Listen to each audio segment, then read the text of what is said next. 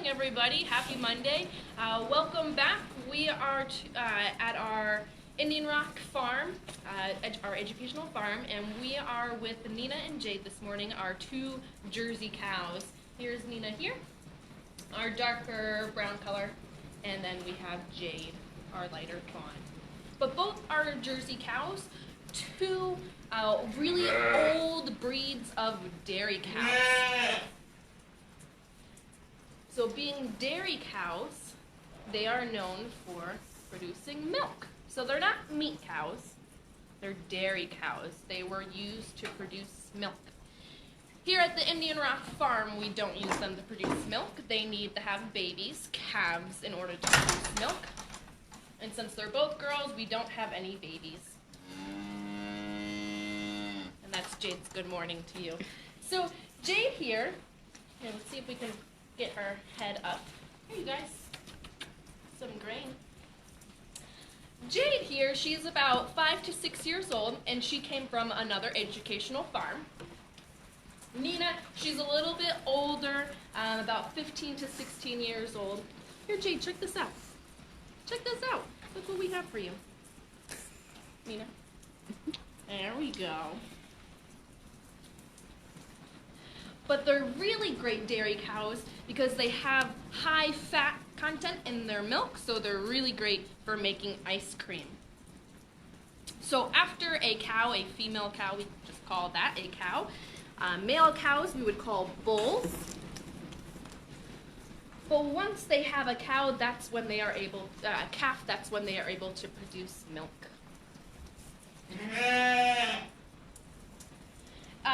As Jersey cows, we know they're this brown color, this fawn color. They can be the darker brown. There we go. Jade finally noticed that there's some grain. Or they can be the light tan like Jade is. They're kind of a more docile, smaller breed of cow. We can see Nina's tongue here. She's really wrapping her tongue out to grasp the food. They're really small, docile cows, so farmers love to add them to their herds because they are so nice. But it's interesting because the females tend to be really docile, but the bulls, the male cows, are actually known for being one of the most aggressive of the cows. Good girl. They can get up to be about 900 pounds. And they've got this really, we can get a close-up here, this really wet nose. So we're going to kind of talk about some features of the cow's body, kind of going from tip of the nose down to the tail. And they both decided to put their heads up. Let's pick. Oh, there they go. They smell the apple. So they've got this really wet nose. Really wet. Yeah, good girl. Both their noses are really wet. Cows have an awesome, awesome sense of smell. An awesome sense of smell. Being wet, it helps them catch scents up to 6 miles away. And we can take a moment to look at their body. Right, so they've got this huge nose, they've got a long, rough tongue in their mouths, they've got this long neck. Cows do typically have horns. We look at Jade here. She's got where we see where her horns once were. Cows do typically have horns. These guys, their horns were removed for their own safety so they don't accidentally poke each other with their horns because they can get very sharp. So when they're calves, they are removed and they do not regrow. And again, that's just for the overall safety of the herd here. So male and female cows will grow horns. And horns are a little different than antlers, okay? A lot of times we mistaken deer for having horns when they have antlers. So horns you have grow in once and they stay on their whole life, unless they're taken off, of course. Oh, there's that really rough tongue. Or antlers that deer have will fall off and regrow every single year.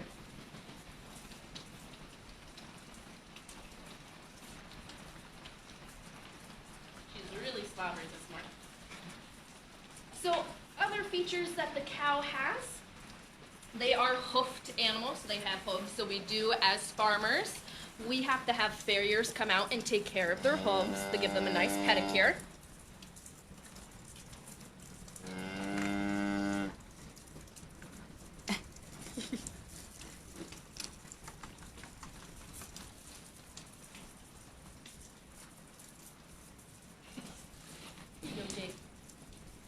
They're very interested in the camera.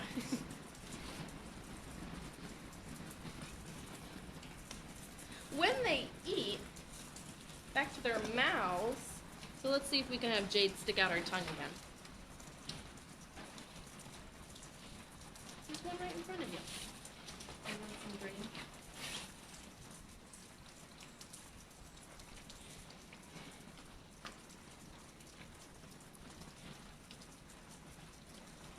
Their tongue is very rough and long.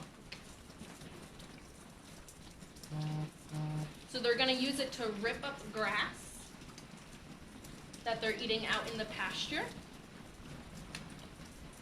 Nina's got a nice drill rub going for these apples. But they don't have top teeth. So one interesting about cows is they don't have top teeth. They do have teeth on the bottom and the front of their mouths, but going back they will have the molars for chewing. And they will have what we call cud. So cows are ruminants.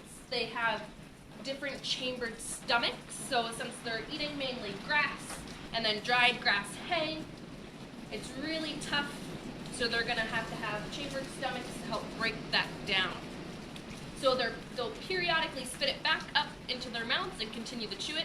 That's when we get the motion from cows. They're chewing their cud, and they'll swallow it back down, and it'll continue to digest. But they really use that rough tongue to really grasp and rip up the grass that they're going to be eating out in the pasture. So on the Indian Rock farm, since these guys are domestic cows, we are responsible for all of their care. So we have staff and lovely volunteers that help us to take care of them. So we give them everything they need to survive every single day. So that includes their food, their water, and their shelter, what we're sitting in now, the cow and sheep barn. So these guys, every morning, they get a bale of hay. Hay we have right down here at my feet, for example. Hay is just dried up grass. Sometimes we give them some sheep grain as a treat. We'll give them apples. They love the fall when all the kids are doing the apples and ciders programs because they're going to get the skins and the cores of the apples. So Jade will run up the hill to meet us. So they get nice treats for that. They have a big pasture outside where they'll graze all day. Since it's really rainy and windy, everybody's kind of hanging out inside. They drink a lot of water, dozens and dozens of gallons a day. So we have to make sure that they have fresh and clean water available to them every single day. And then here in the barn, they're protected at night from the cold, from any predators, especially now that we have baby lambs in the barn. We don't want any predators in. And then, of course, when it's really rainy and windy like today, they're protected from that. So when we give them everything that they need every single day, cows will give farmers something in return. They're going to give farmers a product. Now, these two girls, these two cows, their job is mostly to be educational animals. So that's our trade. They help us teach kids of all ages about farm animals. So then we give them their food, water, and shelter.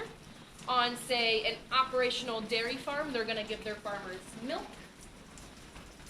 They're going to give their farmers meat. And then they're going to give farmers leather once they're processed. So it's a trade. When you give these animals everything they need to survive, they're going to give products back to people in return.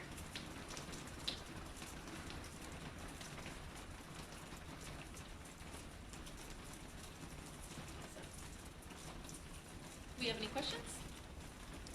Milk production? What's that? Yes. So the cows here, they are both female cows. We have a question about milk production. So there is no milk production until a calf is born, just like any other mammal.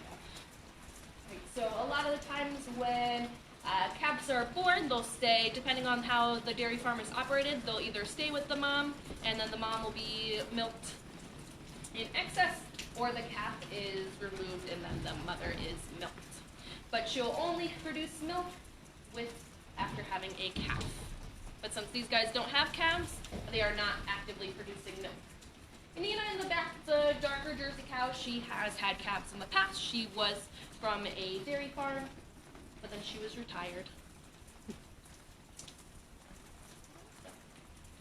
But that's a little bit about our Jersey cows, Nina and Jade, here at the Indian Rock Education Farm.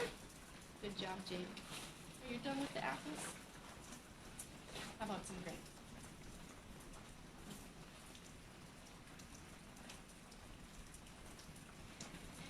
Zipper. But we're going to be back here tomorrow in the cow and sheep farm. We're going to be talking about Nina and Jade's roommates, all of the sheep that have been surprisingly very quiet. And we're going to be checking in on all of the lambs they're all hunkered down snoozing right now. There they are. So thanks for tuning in today, and we hope you join us tomorrow. We'll be talking all about the sheep. We'll be getting updated weights on them and sharing how they've progressed from their individual areas to now living all together in a group, and how they've been progressing to move outside. So we'll be back tomorrow at 10 a.m.